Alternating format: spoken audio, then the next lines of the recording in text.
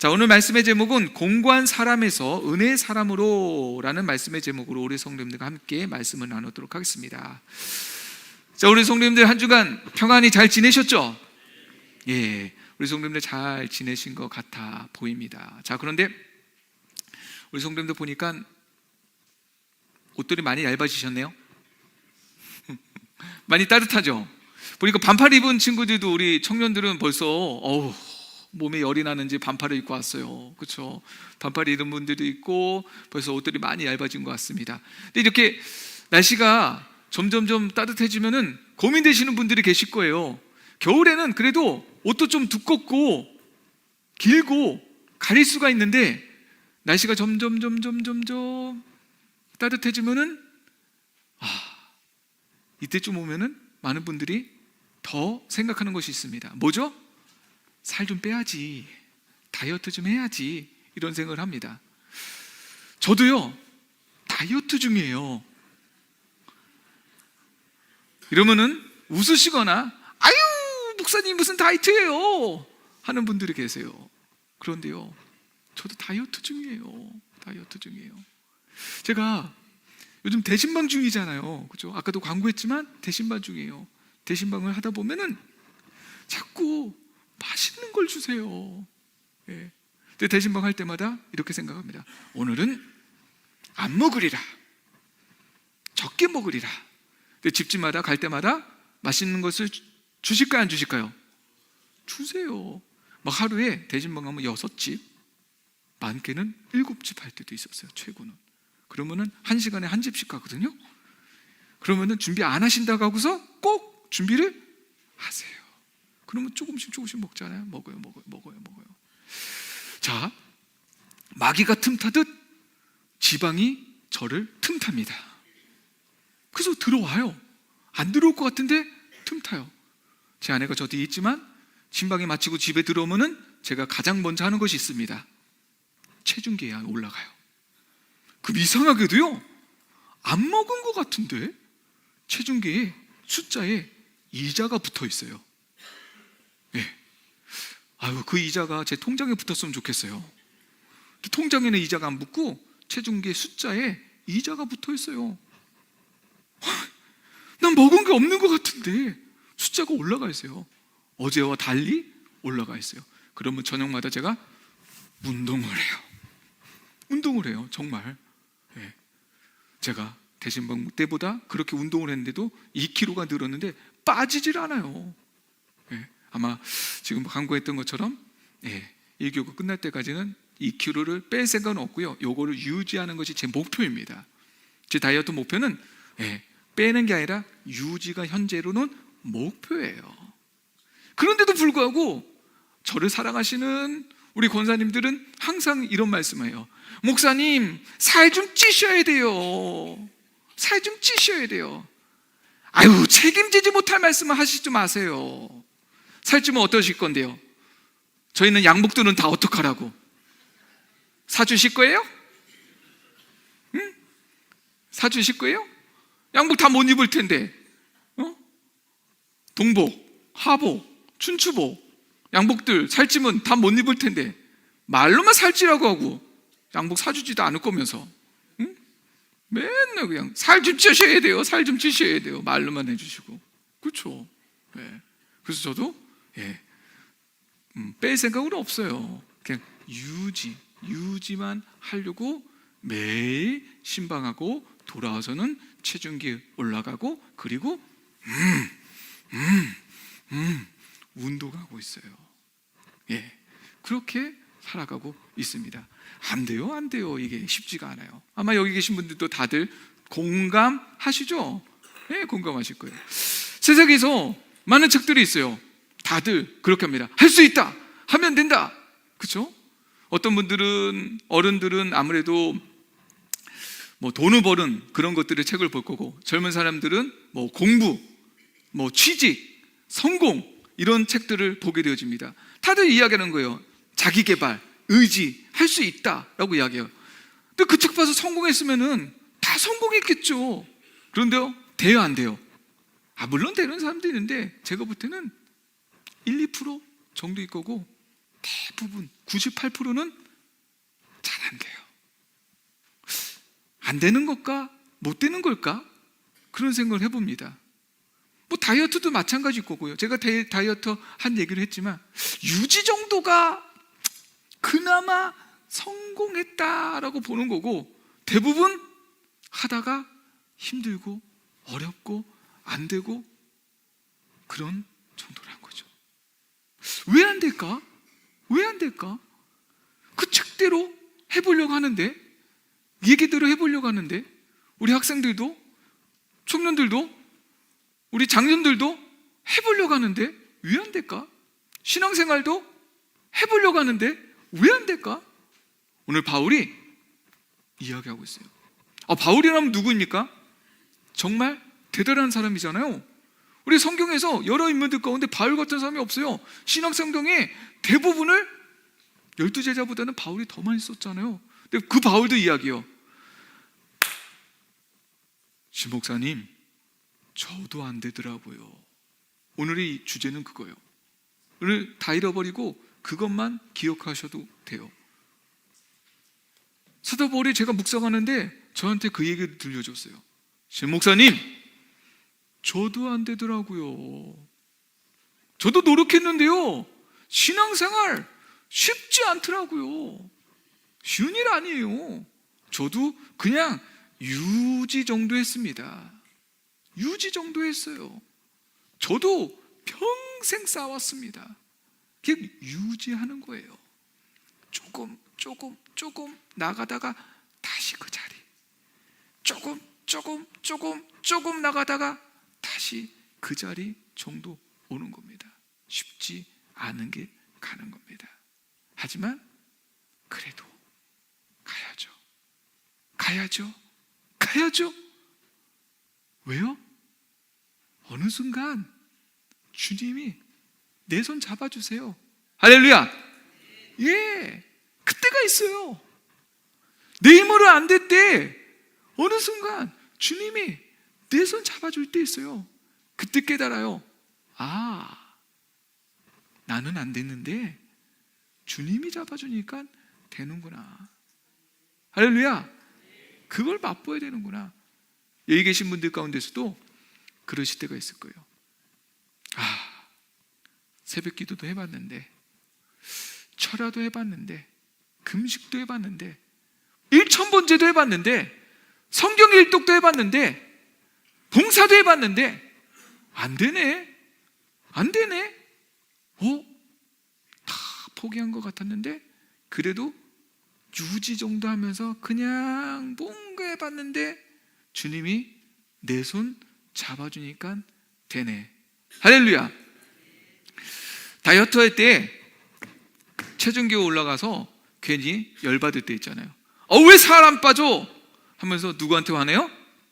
체중계한테 화내는데 체중계가 뭐 잘못 있어요? 그렇죠. 걔는 그냥 숫자, 내 지금 살 얼마 쪘다고 얘기해 주는 것 뿐인데 체중계는 잘못 없잖아요. 우리 성경에 나오는 율법이 체중계와 같아요. 내 잘못을 그냥 드러내 주는 것 뿐이에요. 율법은 죄가 없어요. 그렇죠? 그냥 나를 가르쳐 줄 뿐입니다. 우리가 주님 앞에 온전히 드러나는 말씀 안에서 주님 붙잡으면 우리가 설 수 있습니다. 할렐루야. 우리는 공고한 자고 우리는 부족한 자예요. 하지만 주님 붙잡으면 주님께서 우리에게 은혜 주실 줄 믿습니다. 오늘 말씀을 통하여 그 은혜의 자리로 나가시는 우리 성도님 되시기를 주님의 이름으로 축복합니다. 자, 오늘 말씀 가운데 먼저 생각할 수 있는 것은 율법이란 무엇인가라는 것이에요. 많은 분들이 율법은 필요 없다고 이야기해요. 율법은 아니고도 되지, 그냥 복음으로 나아가면 돼. 그러면은 처음부터 우리는 구약 성경 떼고 봐도 돼요. 아니에요. 바울도 이야기했던 것처럼 예수님도 율법으로 시작하여 가르치신 것처럼 율법은 필요하지 않아요. 이것은 우리를 적나라하게 보여줄 수 있는 거울과 같고, 아까 말씀드린 것처럼 체중계와 같은 것이에요. 영적인 거울과 또 체중계와 같습니다. 우리가 이것을 통해서 적나라하게 우리를 볼 수 있는 것이에요. 오늘 13절에서 이렇게 합니다. 그런즉 선한 것이 내게 사망이 되었느냐, 그럴 수 없느니라. 오직 죄가 죄로 드러나기 위한 선한 그것이다 라고 이야기하고 있다는 것이요. 그것을 통해 우리를 아주 깨끗하게 온전하게 볼 수 있다는 것이요. 가끔 그런 일이 있어요. 아이들이 아주 어린 아이들 같은 경우 바깥에다가 신나게 돌아와서 무엇을 맛있는 거 있으면은 그것을 그냥 먹으려고 해요. 그러면 어른들이 가장 먼저 하는 것이 무엇이죠? 뭐하고 하라? 그쵸, 손 씻고 하라. 그러면 아이들이 바로 항변하는 거 있어요. 나 깨끗해요. 손 안 씻어도 돼요. 나 깨끗해요. 근데 깨끗할까요? 더러울까요? 더럽죠. 근데 보기에는 깨끗해 보일 수 있어요. 그런데요, 만약에 밝은 조명이나 하얀 깨끗한 물티슈로 닦아보면은 더러운 게 나옵니까? 안 나옵니까? 나오죠. 많은 분들이 성경 안 읽고 신앙생활하는 분들이 있어요. 그러면서 이야기해요. 목사님, 저는 깨끗해요. 저는 나쁜 짓 해본 적이 없어요. 네, 그런 분도 계시더라고요. 저는 다른 사람한테 피해 준 적이 없어요. 저는 깨끗해요. 정말 깨끗할까요? 정말 더럽지 않을까요? 성경이 이야기합니다. 의인은 없나니 단 한 사람도 없다. 할렐루야. 모두 다 죄인이에요.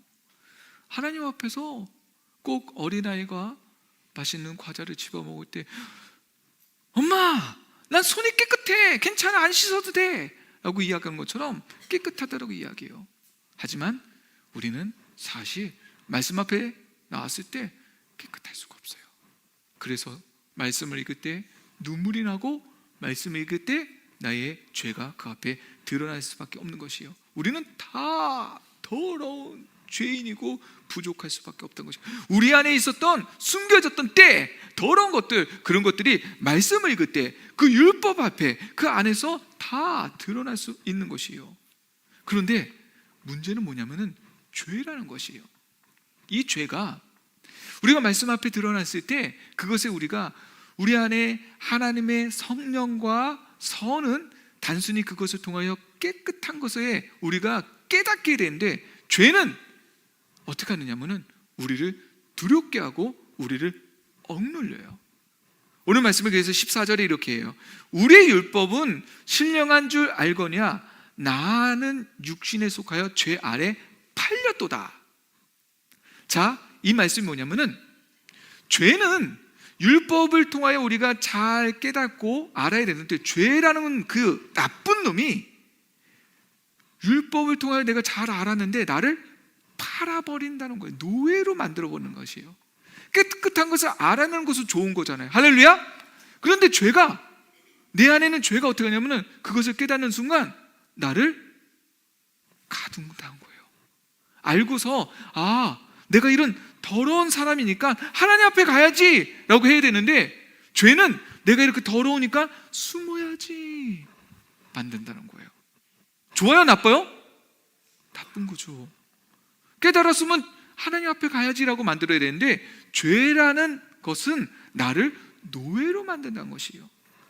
나를 상실한 상태로 잘못된 모습으로 진리 앞에 빛 앞에 가는 것이 아니라 나를 죄인으로 만들어버린다. 영적인 무능자로 만들어버린다라고 만드는 것이에요. 그래서 우리가 주님 앞에 나아가지 못하게 우리를 무너뜨린 상태로 만들어버린다라고 이야기하고 있다는 것이에요. 우리 성도님들, 말씀은 다시 한번 말씀드리면 좋은 것입니다. 할렐루야. 죄가 나쁜 것이에요. 그래서 우리가 이것을 혼돈하면 안 되는 것이에요. 우리가 구원의 은혜를 깨닫는 자는 말씀을 읽을 때마다 오히려 그 앞에 회개하며 깨닫는 것이고, 구원의 은혜를 체험하지 못한 자는 말씀을 읽을 때마다 오히려 정죄하고 얽매이고 사람을 짓눌러요. 이건 잘못된 거예요. 말씀으로 사람을 죽이는 사람이에요. 올바른 사람은 말씀으로 사람을 빛으로 나오게 해서 그 사람을 깨끗게 만드는 사람입니다. 할렐루야. 히브리서 4장 12절 말씀 한번 보도록 할게요. 함께 읽겠습니다. 함께 읽습니다. 하나님의 말씀은 살아있고 활력이 있어 좌우에 날선 어떤 검보다 예리하여 혼과 영과 및 관절과 골수를 찔러 쪼개기까지 하며 또 마음의 생각과 뜻을 판단하나니. 아멘. 하나님의 말씀은 살아있어서요 우리를 깨닫게 하고요 우리를 살리는 줄 믿습니다. 예, 말씀은 그런 거예요. 우리를 정확하게 검진해줘요. 체중계처럼 나를 깨닫게 하고요, 현미경처럼 내 안에 있는 더러운 세균들과 잘못된 것을 보게 하고요, 최첨단 MRI처럼 내 몸에 문제가 있다면 그것을 깨닫게 해주는 것이에요. 그리고 그것을 발견하여 치료할 수 있도록 나를 이끌어주는 거예요. 이건 잘못이 아니잖아요, 그렇죠? 문제는 죄예요. 죄가 그것으로 사람을 억누르고 얽매이게 하고 짓누르니까 그게 문제란 것이에요. 자, 그런데 문제는 이 죄가, 그런데 우리 안에는 완전히 떠나면 좋은데 이 죄가 영원히 우리 안에서 계속 나를 침범한다는 것이에요. 우리가 예수 그리스도 안에서 보혈의 피로 주님을 믿는 순간 우리는 구원받은 자인 줄 믿습니다. 네, 우리의 원죄, 즉 아담이 지은 그런 원죄는 예수 그리스도 안에서 해결이 돼요. 그러나 문제는 그 죄가 떠났다 할지라도 우리는 살아가면서 계속 죄를 짓잖아요. 이처럼 죄가 완전히 우리는 구원의 그 문제의 죄는, 그 근본적인 죄는 해결됐다 할지라도 죄가 완전히 떠난 것이 아니라 우리는 계속적으로 그 죄와 싸워야 되는 죄들이 우리 안에 있어요. 이 문제가 뭐냐면은 그 죄들이 우리 안에 들어옴으로 말미암아 오늘 바울이 이야기하는 이 문제들, 15절에서도 이야기하지만 내 죄가 계속 내 안에 들어와서 이 안에 이 죄들로 인하여 내가 싸우는 일들이 생긴다라고 이야기하는 것이에요. 내 주 안에서 믿음의 생활을 하는 내 선한 의지와 또 알 수 없는 내 안에 들어오는 사단과 마귀가 내게 던져놓는 먼지와 같은 죄들이 내 안에서 계속 싸우고 있다는 것이에요. 이것은 내가 원하는 의지와 상관없이 또 다른 내 삶에 들어오는 죄들이란 것이에요. 우리 성도님들, 우리가 인간이기 때문에 이 땅을 살아가는 동안에 이 문제는 해결할 수 없는 또 하나의 문제란 것이에요. 예. 우리 어렸을 때 여기 계시는 분들 대부분 자전거 다 타실 줄 아시죠? 자전거 다 타실 줄 아시죠? 예? 못하는 분들도 뭐 한두 번 있을 수도 있겠지만 자전거 처음 탈 때 두 발 자전거 바로 타지 않고 아마 네 발 자전거로 시작하지 않았을까 생각되어집니다. 제 기억으로는 저는 초등학교 처음 들어갔을 때 네 발 자전거를 사주셨어요. 네 발 자전거를 딱 사줬는데 자전거를 처음 탔을 때 너무 신이 났어요. 초등학교 들어간 기념으로 사주셨거든요. 그 자전거를 딱 탔는데 문제는 다들 그렇지만 원래는 처음 자전거를 타면 이제 조금 좁은 공간에서 왔다 갔다 해야 되는데 너무 신이 나가지고 이 자전거를 타고 조금 넓은 공간에서 이 자전거를 타고 나간 거예요. 그리고 막 달렸죠. 폭주족이 된 거죠. 그 당시로는 네발 자전거 폭주족이 된 거죠. 그리고 아직도 기억나는데 그 당시로는 지금 우리가 한 80세겠죠. 그 당시에는 60세만 돼도 노인이셨는데 지팡이를 짚고 가는 노인을 제가 받아버렸어요. 폭주족이, 무면허 네발 자전거 폭주족이 60세 지팡이를 짚고 가는 할아버지를 받아버렸어요. 다행히 교통경찰은 없었습니다. 너무 미안한 거예요. 근데 할아버지가 그냥 가라고 하더라고요. 딱지 안 끊고 그래서 그냥 왔는데 아마 여기 계신 분들께 자전거 처음 탔을 때 한두 번은 사람이나 벽을 받아본 경험이 있을 거예요. 왜냐면은 아직 이 운전이나 브레이크가 잘 됩니까? 안 됩니까? 안 되죠. 내 인생이 좀 그런 거예요. 내 의지하고 내 몸이 따로 노는 거예요. 오늘 바울이 그 얘기를 하는 것이요. 내 몸하고 내 생각하고 내 몸하고 왠지 따로 노는 느낌. 우리 성도님들이 선을 행하고 싶은데 나는 그 선을 행할 만한 몸과 의지가 되어집니까? 안 되집니까? 안 되는 거예요. 참담한 나의 모습, 내 안에 죄가 들어와서 이 죄가 불청객인데, 뭐 죄를 그냥 막 받아들이는 분들 여기 계세요? 없는 것 같네요. 그렇죠? 없죠. 옆에 있는 분 보세요. 죄를 막 받아들일 만한 분이에요? 아니죠. 예, 우리 거진성교회는 없는 것 같아요. 나는 받아들이기 싫은데 죄가 나에게 툭 들어왔어요. 이 불청객이에요. 그런데 문제는 이 죄가 왕노로 타려가는 거예요. 나의 주인으로 타려가는 거예요. 예, 그래서 이 두 법이, 내 안에 있는 선과 이 죄가 어떻게 해요? 싸우는 거예요. 지금 바울은 그 얘기를 하는 거예요. 내 인생이 그와 같다. 길을 가다가 만약에 동문추를 주셨다고 한번 생각해 볼까요? 내 안에 두 양심이 있어요. 한 거는 주변을 살피며 가질까? 한 양심은 아유 그러면 안 되지.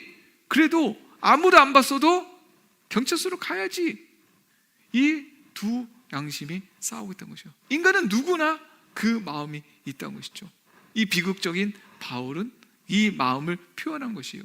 왜 나는 예수님을 믿는다 하는데, 나는 크리스천이라고 하는데 왜 나는 이렇게 살아갈 수밖에 없는 것일까? 갈라디아서 5장 17절 한번 읽어볼까요? 함께 읽습니다. 육체의 소욕은 성령을 거스르고 성령은 육체를 거스르니 이 둘이 서로 대적함으로 너희가 원하는 것을 하지 못하게 하려 함이라. 아멘. 예수님 믿었으니까 그냥 뭐 하려고 하면 되겠지? 하려고 하면 되겠지? 아유 그럼 여기 계신 분들 다 성자죠. 옆에 계신 분들 어때? 성자 좀 같으십니까? 아니에요. 그렇게 쉽게 되는 일이 아니에요. 쉽게 안 돼요. 쉽게 안 돼요. 안 되는 거예요. 예수님이 그래서 제자들에게 그렇게 얘기했죠. 마태복음 26장 41절입니다. 한번 같이 읽어볼까요? 시험에 들지 않게 깨어 기도하라. 마음에는 원이로되 육신이 약하로다. 마음은 원인데 육신은 어떠하다고요? 약해요. 마음은 그래도 착해요. 옆에 있는 분에게 한번 인사해 보도록 하겠습니다. 마음은 그래도 착해 보이십니다. 네. 그런데 한 번 더 인사해 볼게요. 육신은 약해 보이시네요. 마음은 착한데 육신이 안 돼요. 육신이 안 돼요. 제가 악기 레슨하다 보면은 나이 드신 분들이 주로 레슨하잖아요. 젊은 사람들은 학원 가겠죠. 나이 드셔서 이제 시작하는데 이 박자 맞추면서 하는데 될까요? 안 될까요? 안 되는 분들이 많아요. 안 되는 분들이 많아요. 마음은 여기 따라오는데 육신은 따라올까요? 못 따라올까요? 못 따라와요. 육신은 이렇게 가는 거예요. 못 따라와요. 마음은 원이로되 육신은 안 되는 거예요. 마음은 같죠. 근데 육신은 못 따라가는 거예요. 내 육신은 거기 안 가는 거 어떡해요? 그러면 나중에 연주할 때 합주가 될까요? 엉망진창이 될까요? 엉망진창이 되는 거예요. 교회도 그럴 때가 많아요. 마음은 원인데 육신은 엉망진창이 되는 거예요. 네. 바울은 여기서 이렇게 이야기해요. 오늘 24절에 오라 나는 공고한 사람이로다. 이 공고한 사람이 뭔지 알아요? 전쟁터에서 패배하고 약탈당해서 기력을 다 잃은 사람.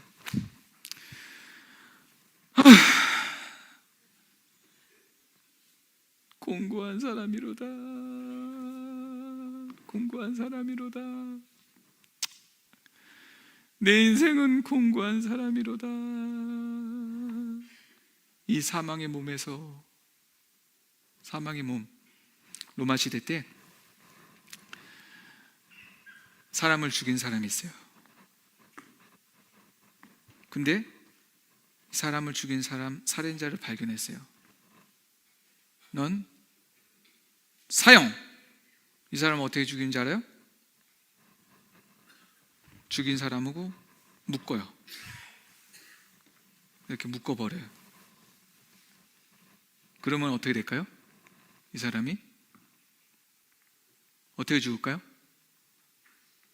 이 사람이 죽인 사람이 썩어요. 그럼 이 사람이 어떻게 될까요? 같이 죽어요.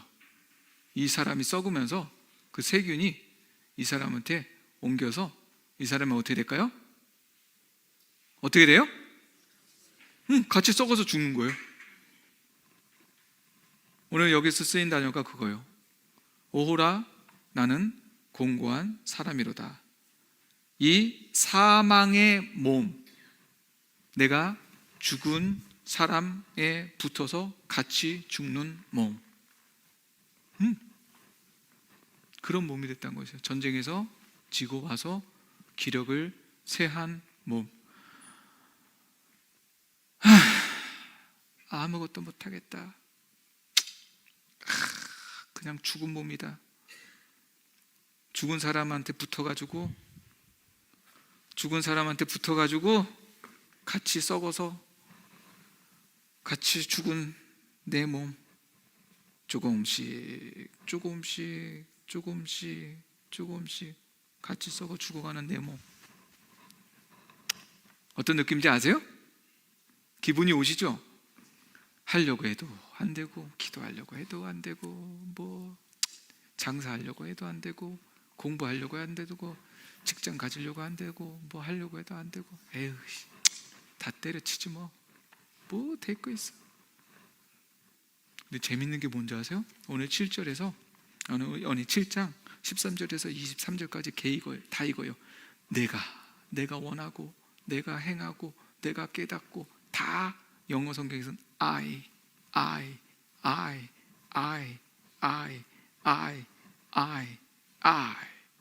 그런데 24절에서 이렇게 나와요.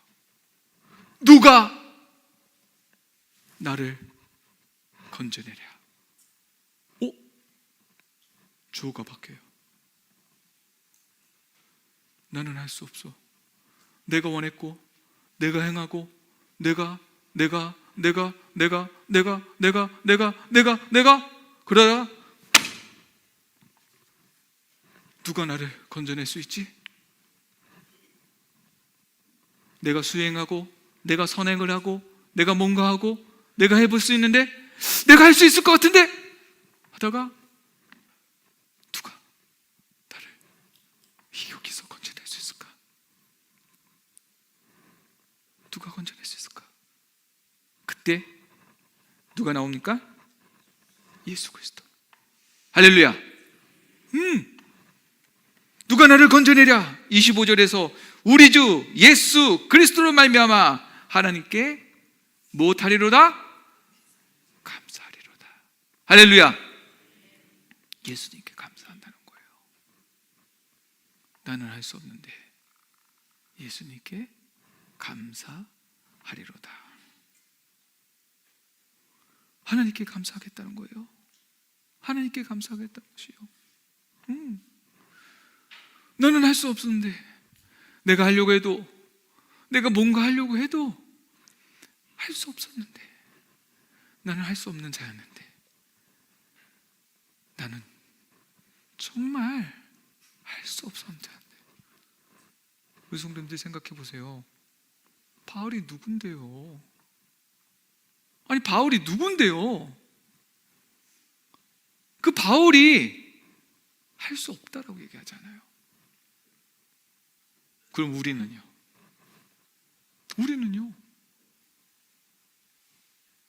저는요? 저도 할 수 없어요.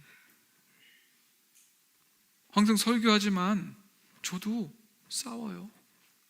저 자신과 싸워요. 설교하고 나서 저도 생각해요.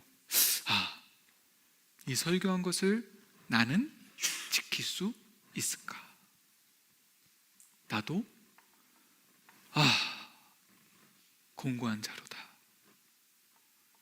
하지만 누가 나를 이 사망에서 건질 수 있을까?